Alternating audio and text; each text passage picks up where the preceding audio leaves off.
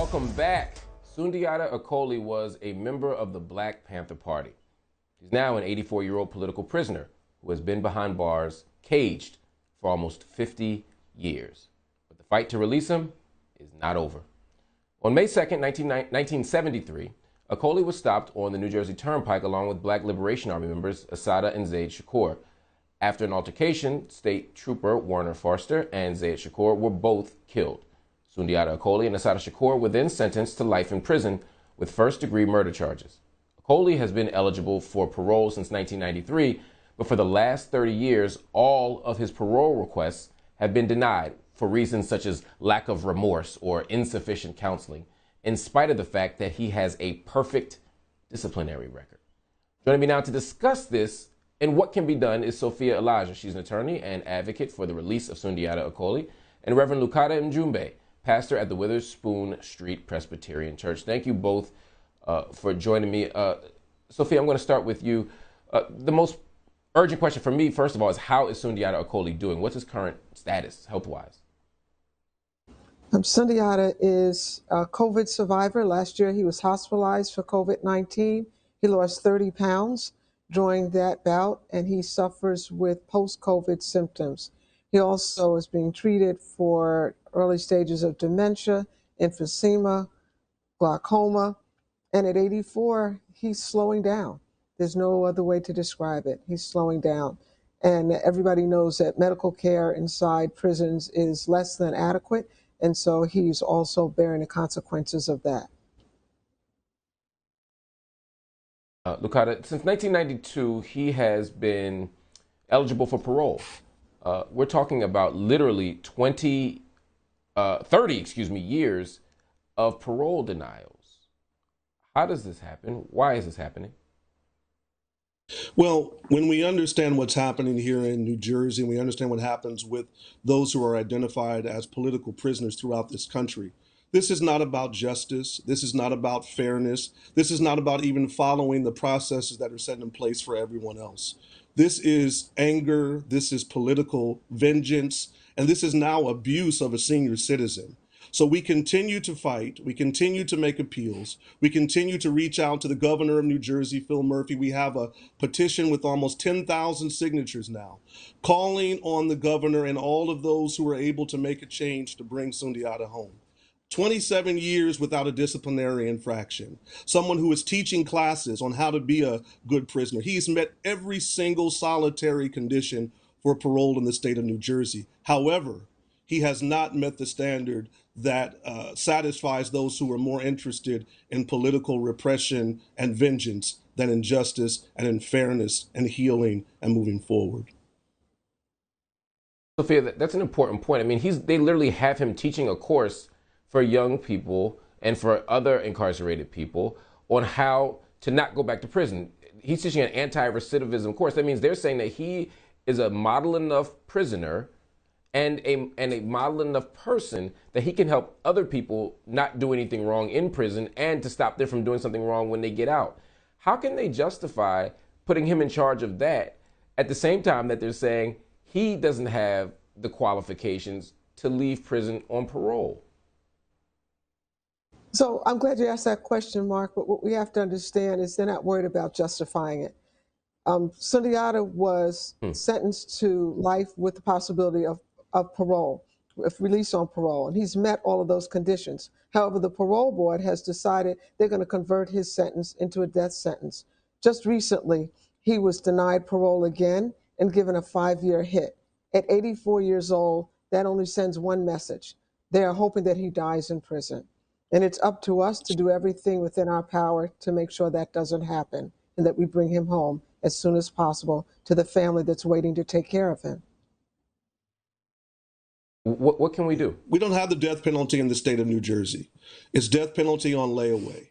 48 years in prison for an 84-year-old man with no chance of committing new crimes. Mark, Sundiata was in prison before you were born, before I had started preschool, and he's still in prison today. It's not about law. It's not about fairness. It's about us being silent.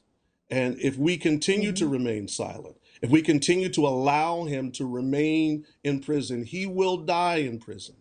He will die in prison if we don't speak up and bring him home.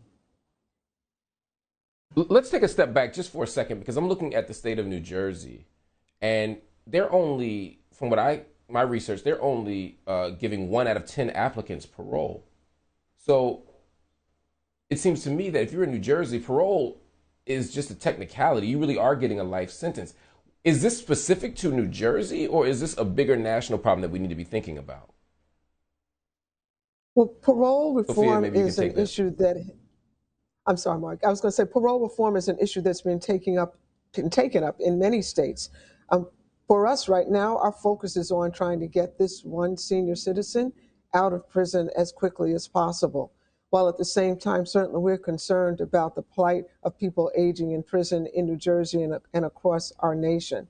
But if we don't do something immediately about Sundiata Acoli, one of our freedom fighters, one of our heroes, someone who's long since deserved to be released, he won't be released. And so that's why we're calling on people to sign this petition. Go to the website at sundiataacolifc.org, sign the petition, spread the word, and ask everyone to support this effort to get him out. Absolutely. Lukata, this is not just the case of someone who's been incarcerated for a long time for a crime that the state deems heinous. This is about being a political prisoner. I mean, when we look at the context of his incarceration, the context of Jalil Muntaqin, right, the context of Sekou Odinga, and we could go on and on and on. If we just look at former members of the Black Panther Party in particular, they got extraordinarily long sentences. Then on top of that, they're routinely denied parole for those sentences. And sometimes they even say it's the heinousness of the crime that is the justification for denying someone parole. So if you give me a sentence with parole, my crime doesn't change. My charges don't change. My conviction doesn't change. So there's nothing I can do to change what I've allegedly done, if I even did it. And many of these people were railroaded. We know that. But my point is, you can't use the crime as evidence of why I don't get parole, because if that's the case, then you were never giving me parole in the first place. If my disciplinary record doesn't fix it, if the fact that I'm no longer a threat to society doesn't fix it, if the fact that I'm aging and maybe even dying in some of the cases we've seen doesn't fix it, what are we going to do? I mean, in the case of Jalil Muntaqin, it took him 50 years to get out. You know, talk to me just about the political dimension of this and how this is effectively, in my estimation, a punishment for political prisoners. I remember when I was in college and Nelson Mandela was released from prison in South Africa after 27 years. And I couldn't believe that someone would be in prison for 27 years. I could not have imagined that 48 years after Sundiata was put in prison that he would still be there. But if we're looking for a fair, logic, reasonable answer that answers for why men and women like Mumia Abu-Jamal or like Sundiata Acoli or so many others throughout the history of the struggle for civil rights and human rights and liberation in this country are in prison, we won't find it. The reality is it's vengeance. The reality is it's a death penalty on layaway. The reality is that, yes, every legal requirement has been met. And the courts have even acknowledged that in the past.